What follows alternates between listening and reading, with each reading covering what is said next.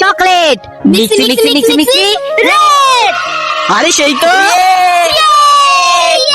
Very good বাচ্চারা, কিন্তু বাচ্চারা আজকে তোমাদের গোল্ডেন রোজ বানাতে হবে। ঠিক আছে ম্যাম, কিন্তু আমি তো গোল্ডেন রোজ বানাতে পারি না, আমি কিভাবে বানাবো? তুই আমাকে গোল্ডেন রোজ বানিয়ে দিবি? বয়রা তুই আমার হেল্প করে দিবি কি? না, আমি তোকে হেল্প করতে পারবো না। আরে বয়রাও তো আমাকে হেল্প করলো না, এখন আমি কি করব? আইডিয়া।